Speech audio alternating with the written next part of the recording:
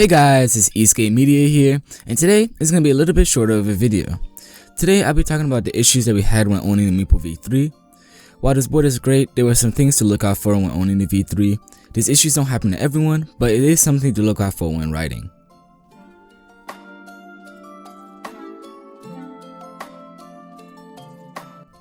The Meepo V3 has a gap in the ESC enclosure. I talked about this issue a little when making the Meepo V3 review, but if you look in the enclosure, you can notice a little gap in the bottom of the case. When we first saw this, we didn't think it would be much of a problem because we don't usually ride in the rain, but when we opened the ESC case, there were huge amounts of dust and debris in the enclosure. All this dust can eventually hurt your board in the long run, so if you have this problem, I recommend either waterproofing a board or just cleaning the enclosure out every once in a while. Do the same for the battery too, just in case.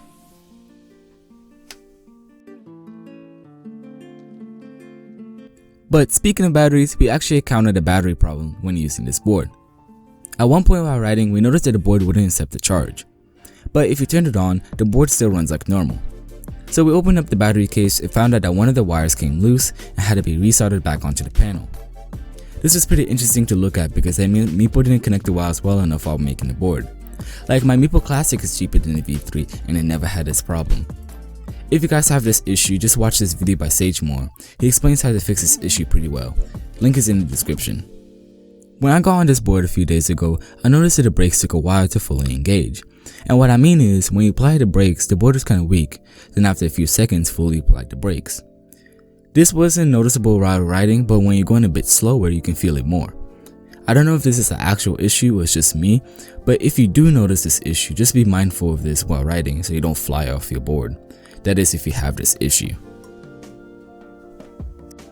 My last and final point about this board is the rubber seal. The rubber seal that protects the ports on the board is just terrible. The rubber seal takes so long to put on, and when you finally get it on, after 10 minutes of riding, it just falls off again. So if you're riding in the rain, water can get into the ports. Again, I don't know how Meepo can mess up this seal, but at $400, what do you expect? This video was not made to bash on the board. I feel like I need to say this every time I make a video because someone ends up thinking that I hate the board or something.